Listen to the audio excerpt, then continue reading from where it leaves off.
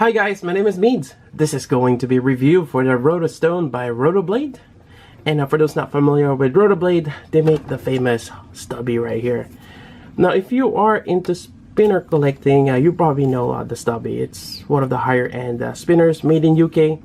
And they are great. Definitely it's one of those very minimalistic look, but it does its job. It's very balanced and just the overall feel, it's great. Yeah, that's the stubby, and I think this is probably one of my favorite, other than the pendulum that Rotablade made. So yeah, quite nice. Comes with a tin here, as always. And there we go. Now, if you're ordering, I'm here from the US. I get it through FedEx, and sometimes there is a bit of a lead time before it gets shipped to you. I got this part of their pre-order. They've already sent out the pre-orders, and I think they're going to the people who ordered recently. Now there's two options to get this. Either you go with stainless steel or titanium, and both of them are, what do you call this, tumbled in this now matte finish, which is great. I think for this kind of things you want it at tumbled or stone washed, because if you went with machine finish, it's not much of a worry stone. You want some kind of grip on it. Alright, so for me, this is something new, a little different from spinners. And for me, it's kind of hard to hold it at first. It's something new, it's a little different. But for me, what works well is using my pinky and my index finger, kind of holding it in both ends like this. Now I have to make sure I don't go too high, because if I hold the upper half of this, it's not gonna spin, or I'm preventing it from spinning. So like this, then you just grab on one of the divots with your thumb and you just pull. And the bearing there, I believe, is the 8-ball, same as the stubbies, hybrid ceramic, and it does have a nice feedback. I like it. It's not that loud at all, but you can hear a little bit of it, and it's quiet, which is great. Now you can also spin the other side, same way. There we go. Now it's a bit plain. I see this as like a blank canvas for a lot of artists. Definitely be great if there's some laser etching here, or some kind of anodized work, especially if you have titanium. Even if you have stainless steel, they can be flamed. Yeah, just a lot of options on this. Now, price-wise, this is a bit expensive, a little expensive than the stubby or the tri-stubby, but definitely you're gonna look at over $100 for this, plus shipping. Yeah, it's quite a bit. Now, there's also a problem of it, especially when you pull it for first time and you're putting a lot of pressure on that divot. You hear that like scraping. It's because the bearing, there's a bit of tolerance there, but you can see it kind of wobbles. And you want this to be as close as possible. You don't want to leave too much gap there. So that's one. Now let's go ahead and open this up. There is a hex here. I think it's 2 millimeters. And let me grab my tool here. And I'm just going to go ahead and open it. Alright.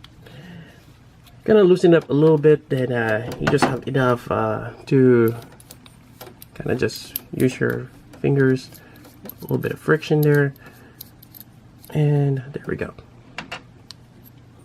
Now you have two halves inside.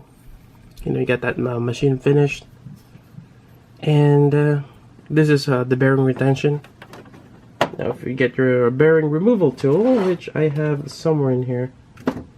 Look at my bearing removal tool. Right here.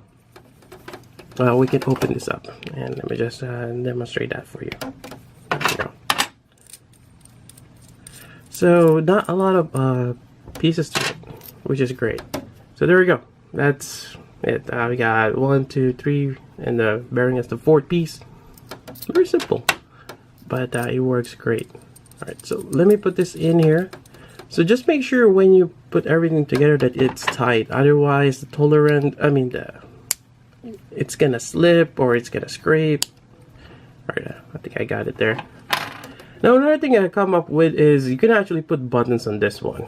Since you got the bearing there. Now you cannot use those press fit caps because there's no shoulder height to compensate.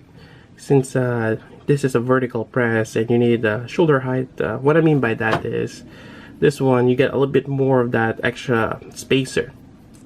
So I can't remember which cap is this one. Could have been 2R Designs blank caps that I got from Spinetic. It's been a while. Alright, so I'm just gonna go ahead and put this on one side here and put it here. Now these are stainless steel caps, but it works great with this because they're both tumbled and it kind of matches. And now you just have a regular spinner. I know it's kind of weird turning it into a spinner, but if you ever want it, you know, you have that option.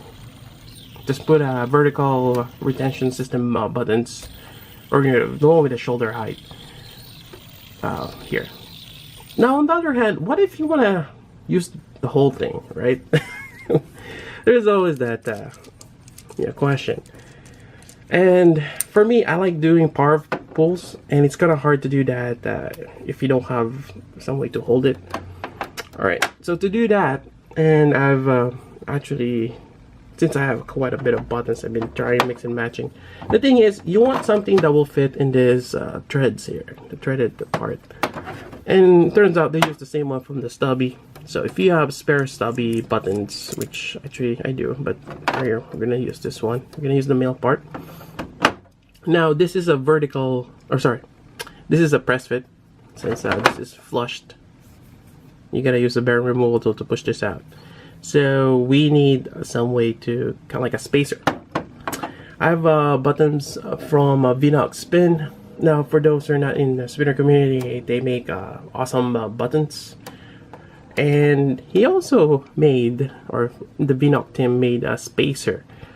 And that way that the buttons normally are press fit buttons, but with this you can turn them into for vertical press.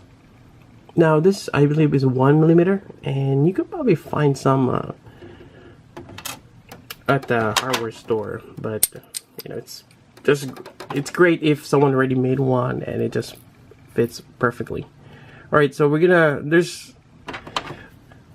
no little lip here that can fit that nicely or snug, so we're just gonna put it right in the middle and hopefully it will hold. Alright, so we're gonna put this in here.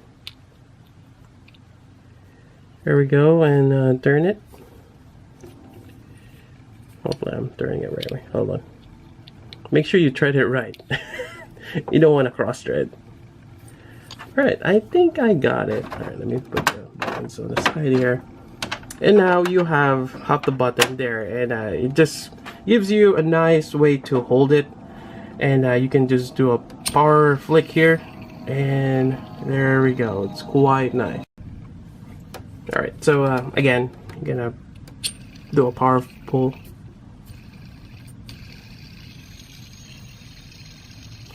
I don't know, for me, I kind of like that option where I'm able to hold it, you know, firmly. I don't have to worry about, you know, going here and I mean, I can still do that here.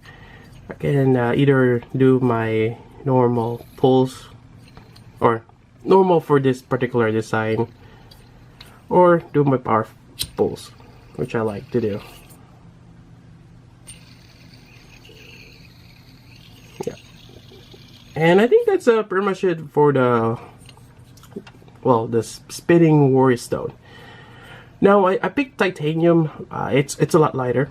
I think they're about 70 grams, as opposed to stainless steel, which is from what the website says about 120.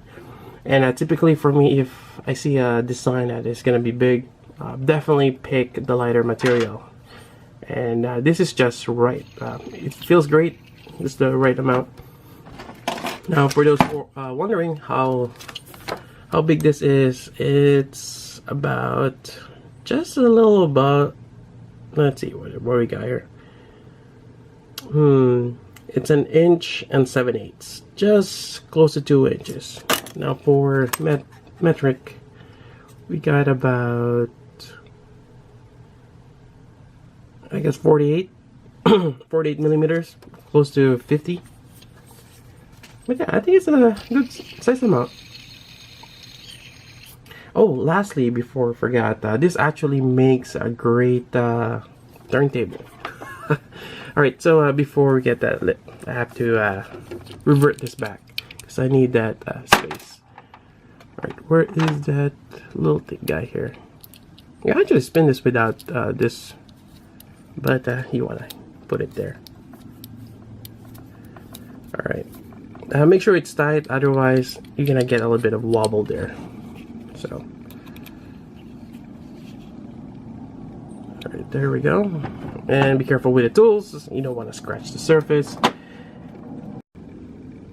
Here we go, we got the Gundam here, let's give it a shot. There we go, spinning.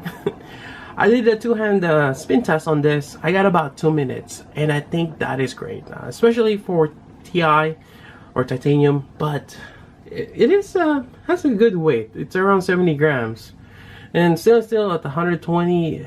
I'm not sure. Sometimes it depends on the design and the bearing. You could have more spin time or less, but at 2 minutes, I think that's really good. Especially it's not made to be a spinner.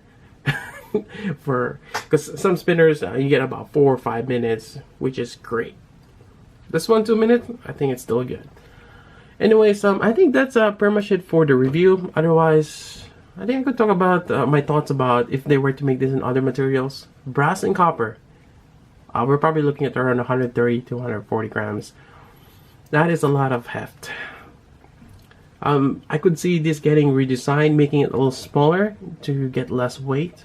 I think that's a possibility, and I think definitely a lot of people would like getting those metals that patina over time, especially for a warrior stone, or also getting those engraved or laser etch, giving a little bit of texture and feeling. I think that would be awesome.